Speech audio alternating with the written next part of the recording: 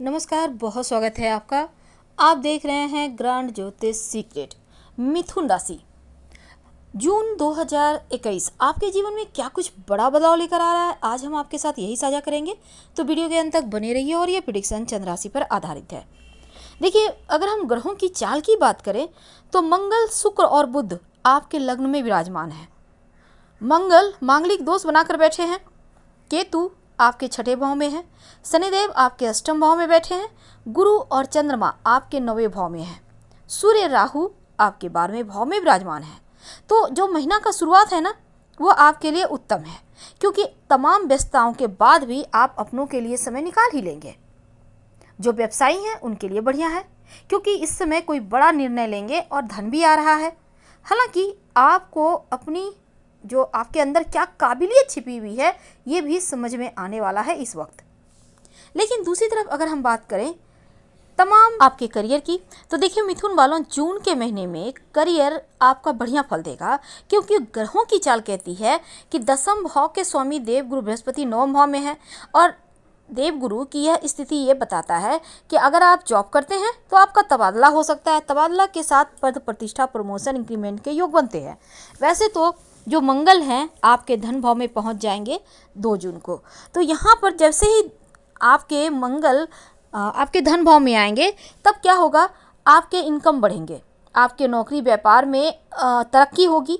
अगर आप खुद का कोई बिजनेस करते हैं, ये वक्त बहुत अच्छा है।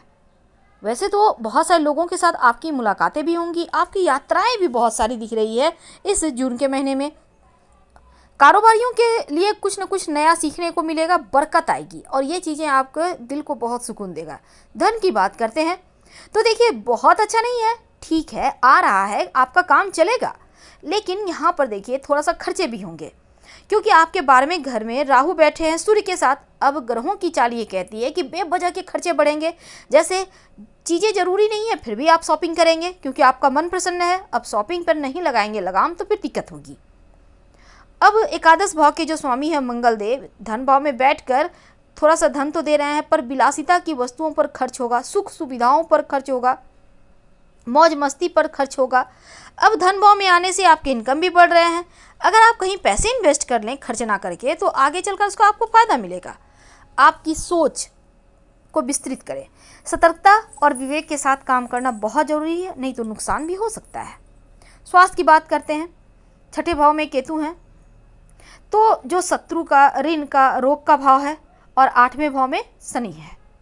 तो यकीनन चोट चपेट दुर्घटना जैसे योग हैं। ऊपर से शनिदेव वक्री हैं।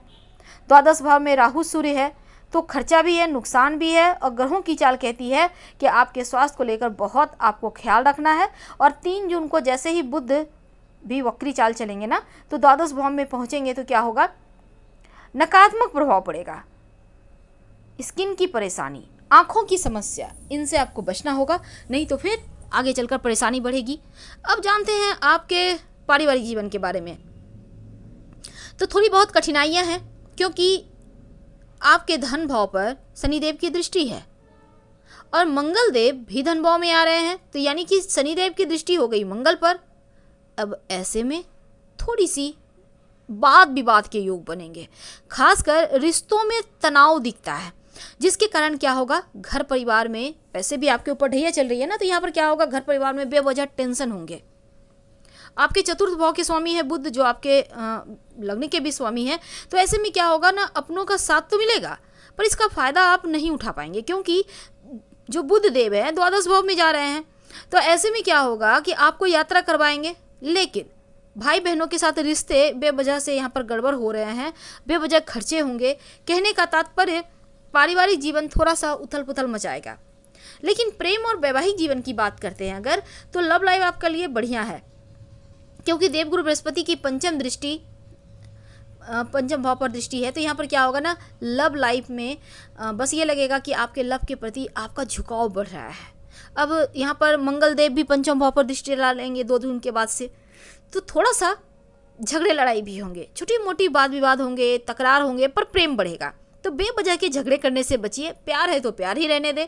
अगर लगे कि बेवजह झगड़े हो रहे हैं तो कुछ समय शांत रहें, मिलना बंद कर दें या कम करें।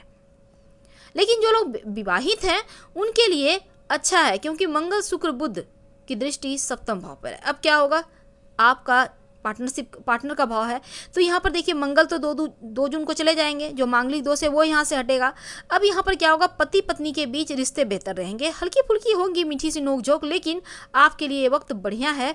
छोटी मोटी समस्याएं अगर छोड़ दें तो, पर अपने जीवन साथी के स्वास्थ्य का ख्याल रखिएगा, क्योंकि उनके स्वास्थ्य पर निगेटिव प्रभाव है। तो यहाँ पर मिथुन वालों, आपके जीवन में बहुत सारे उतार चढ़ाव आएंगे, लेकिन अब अगर हम थोड़ा सा और आगे बढ़ें तो अपने पिता के स्वास्थ्य का ध्यान रखिएगा, क्योंकि पिता के स्वास्थ्य के लिए थोड़ा सा ये महीना भारी है। और घर में किसी शुभ मांगलिक कार्य होने के योग हैं, घर में सदस्यों की वृद्धि होगी, आपके प्रमोशन हो सकते हैं इस समय। हालांकि अगर धन की बात करें, परिश्रम का लाभ तो मिलेगा, लेकिन बेवजह खर्चे हो रहे हैं तो खर्चों पर कंट्रोल रखना है। हालांकि शुभ मांगलिक कार्यों पर खर्च होंगे। अगर आप प्राइवेट जॉब करते हैं, मीडिया वगैरह से जुड़े हैं, तो थोड़ा सा संभल कर रहना होगा। दूसरी तरफ जो विद्यार्थी हैं, आप पढ़ाई कर रहे हैं तो आपका मन आलसी जैसा रहेगा, तो पढ़ाई लिखाई पे फोकस करें, आलस्यपन से बाहर निकलें, गायत्री मंत्र पढ़ें, नियमित रूप से भगवान सूर्य को प्रणाम करें। और इस समय देखिए संतान प्राप्ति के योग बन रहे हैं मिथुन वालों आपके लिए। अगर आप रिलेशनशिप में हैं, विवाहित हैं, तो यहाँ पर संतान प्राप्ति के मजबूत योग बनेंगे, लेकिन रिश्तों में थोड़ी सी नोक झोंक भी है, इसका ध्यान रखना होगा आपको। अब यहाँ पर देखिए मानसिक रूप से आप स्वस्थ हैं, लेकिन शारीरिक रूप से आपको थोड़ी सी परेशानी है, तो अपने ऊपर भी ध्यान बनाए रखें। और दूसरी तरफ थोड़ा सा धर्म कार्य करें, रोज़ शाम में ओम शं शनैश्चराय नमः का जप करें, ताकि आपके ऊपर जो ढैया का प्रभाव है, यहाँ पर शनिदेव की कृपा से थोड़ा सा जीवन की मुश्किलों से आप बाहर निकल पाएँ, ये आपके लिए ज़रूरी है। तो ये जो जून का महीना है आपके लिए, खासकर जो विदेश जाने के लिए चाह रहे हैं उनके लिए इसमें प्रयास कीजिए, आप जा सकते हैं। करियर की बात करें तो आगे बढ़ने के योग बनेंगे, लेकिन स्वास्थ्य में निगेटिव प्रभाव है, इसका आपको तो ख्याल रखना होगा। अब हम जाने अगर जुलाई के महीने के लिए, तो देखिए जुलाई के महीने में भी थोड़ी सावधानी की आवश्यकता है, क्योंकि बिजनेस व्यापार में थोड़े बहुत घाटा है और इस समय बड़ा इन्वेस्टमेंट करने से आपको बचना चाहिए। उच्चाधिकारियों के साथ तालमेल को बेहतर बनाइए और जो आपके सहयोगी हैं उनके साथ रिश्तों को बेहतर करने का प्रयास करें तो बढ़िया रहेगा। और इस समय देखिए जो जून का महीना है, आपको उपाय के तौर पर ओम बूम बुधाय नमः का जप करना है रोज़ सुबह नहाने के बाद कम से कम 5 बार। और गणेश जी को नियमित रूप से दुर्वा घास अर्पित करें तो बढ़िया रहेगा।